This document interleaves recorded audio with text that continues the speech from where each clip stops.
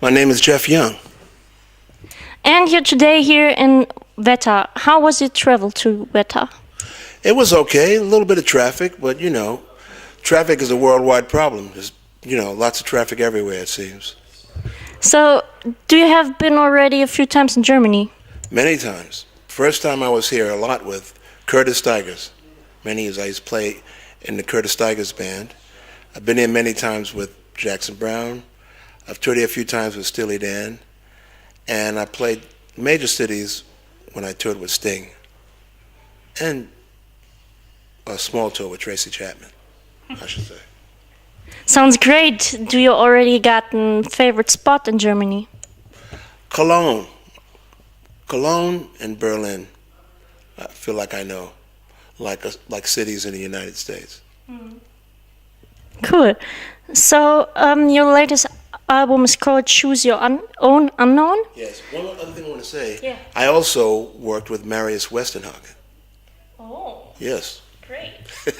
And how is it to work with him? He's great. He's great. He's a rock star, and he's a very cultured. He wears some of the best clothes I've ever seen, and he's a really good man. I really like Marius Westenhagen. Really cool. He's a cool man. Yeah, he's really good. Yeah. Okay. So your album is Choose Your Own Unknown. Can you tell us something about it? The song and the album, it has. I was working on the album about the time my oldest son Skylar was graduating from high school, and he got accepted to go to NYU in the Clive Davis music school, And coming from New York myself, I had all these things in my mind from the time. Like, it's just the idea that you have a dream and you have to try to go make the dream real, or you choose a dream. You don't know how the future is going to work out, but you have to not be afraid to choose what your future is going to be. The future is always unknown. The future was unknown when my mother moved from Alabama to New York. And that worked out fine because my father followed her and her brothers and sisters, and most of my father's family too. They call that the Great Migration, So I thought it was interesting that my son now was moving to New York for higher education, coming from California. And it's just the idea of Black Americans moving from one place to another to pursue a dream or a better life. But really, many people do this around the world. And it's just, I was just thinking about that when you're on the verge of making the choice, how frightening, how insecure you could feel because you don't really know what's going to happen. But you know that if you don't try, you'll never know. So you've got to choose your own unknown. That's right. Yeah. You never know what the future brings. So what does a title, how did you choose the title then? It came from reading a book called What is the What by Dave Eggers, which is also, it's about an African child who has to leave his small village in Somalia because it was invaded by people. It was taken over, and he had to survive. He had to leave and run away, and eventually he got to Kenya, and he became a refugee in the United States. And at a certain point in the book, what he was looking forward to, all the choice he wanted to have was to choose his own unknown, not to be forced into the unknown, not to be forced to leave to save your own life, or because people are attacking your village. He didn't quite know what he wanted to do, but he wanted that right, that a lot of other human beings have, which is to choose. And a lot of people take that for granted, but some people don't have a choice, or say like the only choice is life or death. You know, it's not always like the options in between. So, and that's what freedom is really, is having the ability to choose your own unknown. Really great. So in Germany, we have since the last year also many refugees. So could you give them any advice to become better in the new area? Well, I think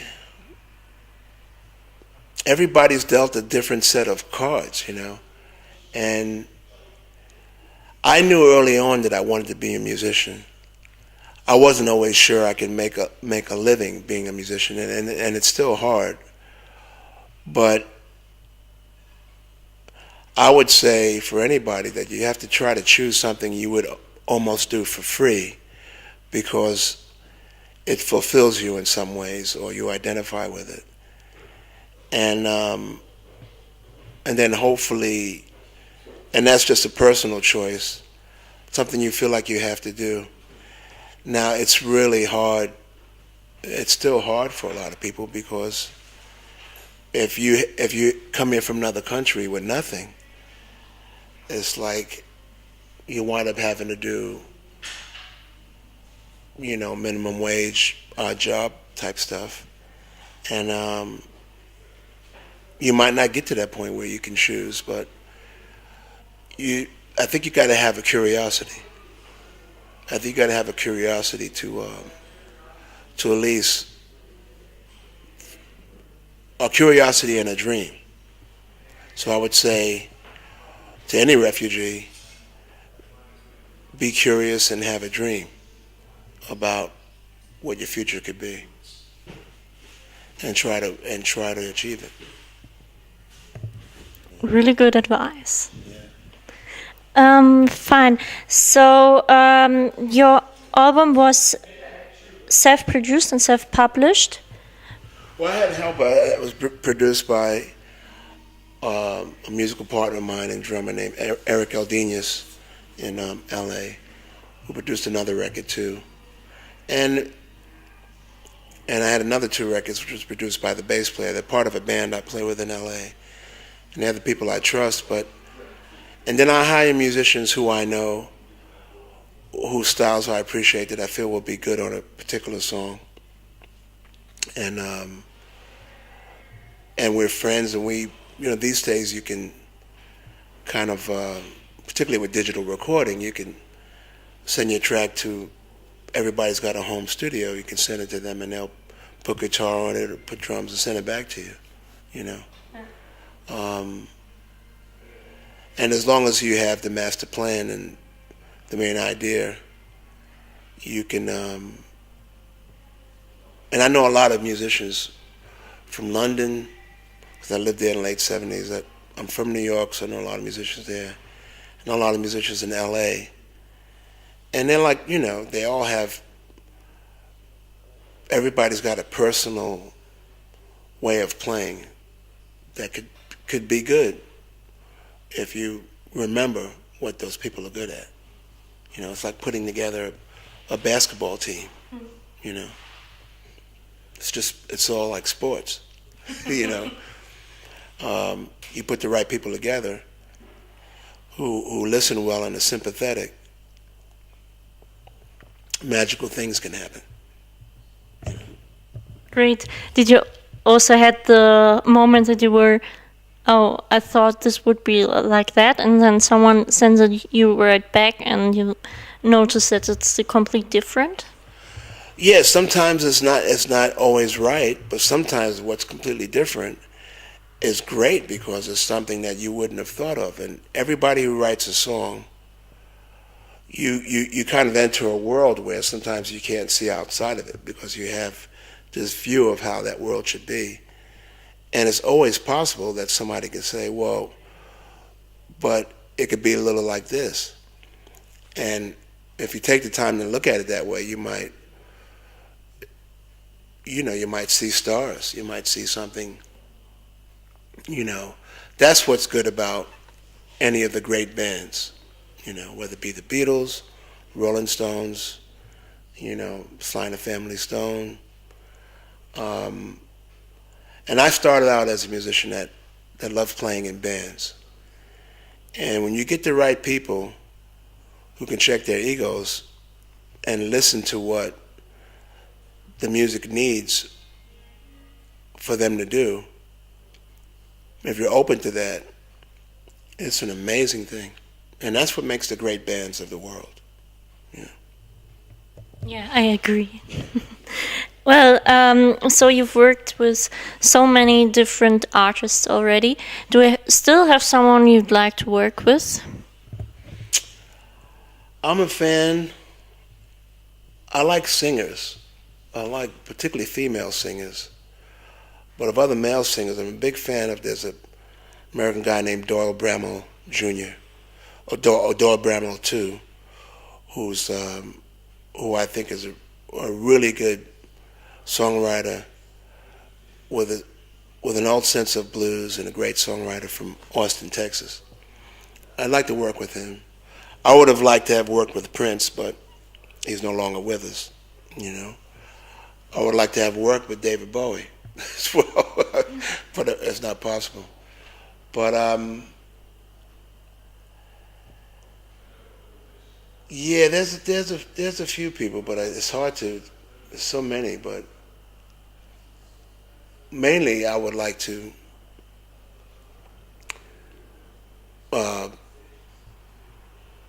write songs to keep exploring what I could do as an artist. It's more important to me. Well, I also read that you wrote a musical. Oh yeah. It's so long ago. Well, I made an attempt to write a musical. I mean, I made a whole record and I wrote a script. It really become a musical and performance. But it's called One Hit Away. And it's based on the idea that the only difference between you and a star is one hit. I mean, like, let's say you look a little bit like Adele, let's just say, right? And if you have a hit, your life changes. But the thing is, there are a lot of people that haven't had hits who are still very, very good. Having a hit, whether it be in music or the stock market or anything, has something to do with timing and luck. I mean, you have to be good and you have to be ready for it. Because sometimes having a hit can destroy you. Which is why I think, Amy Winehouse is no longer with us. She was just getting started. She was great. But your life changes, and all of a sudden you're able to do things you weren't able to do before. But anyway, the musical has something to do with a guy who's a star, but is too involved in street life to realize the dream. But he has all the talent to be a star. Just never quite gets there. Yeah. No. Is it a bit your own story? No, it's about a guy I know. It's about a few people I know, and we're talking about some very charismatic Black American male individuals who were smart and funny and were talented in ways that I recognized in bona fide stars who have the same talent, and were successful. I wrote the musical to remind people that to not judge people who don't have the means. Judge people by the content of their character, you know what I mean, and by their talent. And just remember that, you know, just because you're Donald Trump doesn't mean you're any better than anybody else. That's right. Donald Trump is yeah. No need to talk about that. But you get my point, right? Yeah. Yeah. So, I mean, Sly and the Family Stone had a song called "Everybody Is a Star." You know, listen to that song sometime. You know, and everybody has a star within them, whether they're famous or not. So that's what One Hit Away is about. I'll give you a copy. Okay, thanks. So, you're mostly the keyboarder in the background, and today you're the one in the front. I'm in front. Yeah. So, Front. sure. What's the difference between both? Oh, I'm singing my songs. I'm playing songs that I write. So, I have more freedom. It's what I identify with more. If I'm working for Jackson Browne or Steely Dan, it's a job. You have to play certain things in a certain way, you know. Try to find yourself within it, but it's not necessarily. Basically, my success or failure has more to do with me than I have no boss. Which is not why I do it. It's just that I like writing songs for my voice. Yeah. So. Really cool. It's interesting to see both sides, I think. Yeah. You know. So, I'm actually just having the last question. What's it's gonna be your next single? Single? Yeah. For my album, you mean? Yeah. The next single would be, I suppose, Yesterday's Blues. But this whole album is a collection of songs, you know. A single could be anything that somebody likes, you know. But I just try to do the best I can to write from my experience and tell a story. And I think I've gotten better over time. This is like be my 5th or 6th album. And I went from kind of a person who was more instrumentally minded. And even when I listened to singers, I didn't necessarily always listen to the words if I liked the sound of the voice. And that changed over time. I realized you can tell a story and you can say some pretty good things as well as singing. And when everything is right, it's great, you know. Yeah. So I'm just trying to be the best I can be, you know. I think you're doing fine with it. Well, you haven't. Wait till you see the gig, then you can decide. You know? Okay. I will give you after some feedback. Yeah. All right. Okay, fine.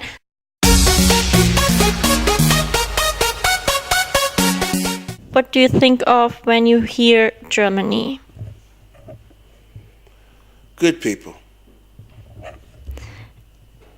Drink?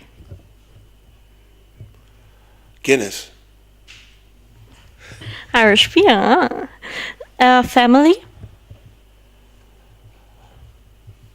The whole world. The neighborhood. Everybody. Everybody's family. Nice. Music? Soul. Concert?